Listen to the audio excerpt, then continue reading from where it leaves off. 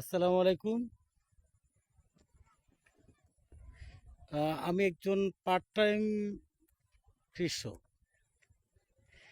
আহ, আপনার শুক্রবার শনিবার দিনগুলোতে আপনার এই কাজ করি। না, আমি কৃষি কার্ড পাওয়ার জন্য এখানে লাইভে আসি নাই। তবে কৃষি কার্ড যেন ওই সকল কৃষকরাই পান যারা যাদের দরকার। কারণ এখানে যে বাংলাদেশ কৃষি প্রধান দেশ হওয়াতে মানে এক যুগে সবাইকে কৃষি কার্ড দেওয়া পসিবল না।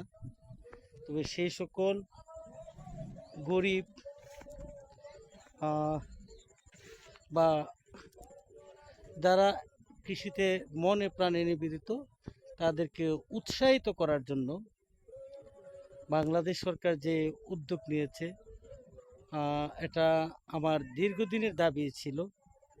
আমি প্রচুর পরিমাণ লাইভ করেছি যে কৃষকদেরকে যেন মূল্যায়ন করা হয়, কারণ এদেশের মানুষের যে খাবারের যোগান এই রৌদ্রে পুড়ে বৃষ্টিতে ভিজে এখন যে কালবৈশাখী ঝড়, দেখেন এই জমিতে এখন সবগুলো জমিতে এখন মানে ধানের মানে থুর আসছে।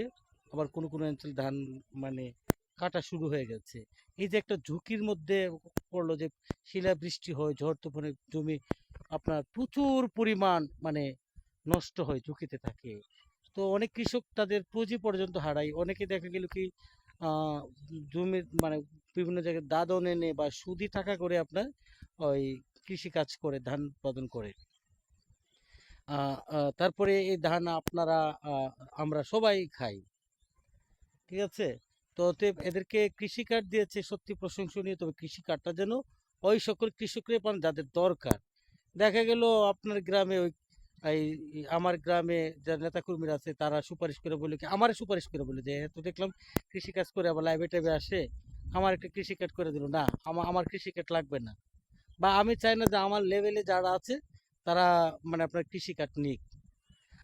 আমরাই আমাদের উচিত যারা আসলে মার্জিনাল কৃষক, যারা প্রান্তিক কৃষক যারা, ওনাদেরকে যেন আপনার কি করা হয়, কৃষি কার্ডটা দেওয়া হয়, ঠিক আছে? তাইলে আপনার কৃষকরা আপনার গর্ববোধ করবে, মানে আনন্দ পাবে, উৎসাহ পাবে মানে কৃষি কাজ করার জন্য, ঠিক আছে? তো এটা যেন মানে স্বজন প্রীতি না হয়, ঠিক আছে? স্বজন প্রীতি না হয়, এটা এটা আমাদেরকে খেয়াল রাখতে হবে। কোনো আবার ওই আমার দলের আপনার দলের নেতাকর্মী যেন মানে কাঠ পায়া এই জমিতে আসলো আমার সাথে আইসা ওই আইলের মধ্যে দুইটা কূপ দিল, একটু পানি ছেড়ে দিল, দিয়ে কইলো যে আমি কৃষক, আমার কৃষি কার্ড দাও। আসলে এটা করলে আপনার দেখা যাবে যে আরো অরিজিনাল যে কৃষকরা তারা নিরুৎসাহিত হবে। এবং কৃষিকাজটা সেটা যেন শুধু মানে সামান্য অর্থের বিষয় না হয়ে দাঁড়ায়, এটা যেন একটা সম্মানের, এটা যেন একটা গর্বের বিষয় হয়ে দাঁড়ায়। ধরুন আপনার কোনো একজন কৃষক কোনো একটা কাজ আপনার কাজে গেল, আপনার সার আনতে গেল বা কোনো একটা কাজে গেল, এই কৃষিকাজটা যে কৃষকের থাকবে যেন ওই জায়গায় যেন কৃষককে সম্মানিত করা হয়। এবং আরেকটা বিষয়, এই যে রাস্তা যাচ্ছে আপনার এই ইয়ার উপর দিয়ে, রাস্তার উপর জমির উপর দিয়ে, কৃষকদের জমির উপর দিয়ে, তো এই টাকাটা যেন ব্রাহ্মণবাড়িয়া এলে শাখা থেকে, এই এলে শাখা থেকে টাকাটা যেন কৃষকরা কোনো ঘুষ টুস ছাড়াই যেন পায়। এই খবরটা যেন ভাইরাল না হয় যে কোনো কৃষক টাকা দিয়ে ঘুষ দিয়ে 5% 2% ঘুষ দিয়ে আপনার এলে শাখা থেকে টাকা আনছে। তাহলে কিন্তু এটা আপনার ফল ভালো হবে না। অতএব এদেশে কৃষককে যে কোনোভাবে পারেন বাঁচান, তাহলে দেশটা বাঁচবে। আর এই দেখেন আমাদের শিল্প ইন্ডাস্ট্রিগুলো কিন্তু আসলে আমরা নিজেদের উপর নির্ভরশীল না।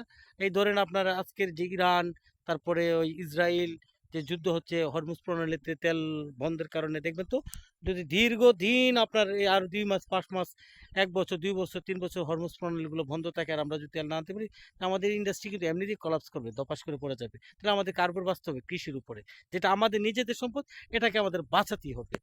এ আর কি। এই জন্য এটাই বলি যে সবাই ভালো থাকবেন।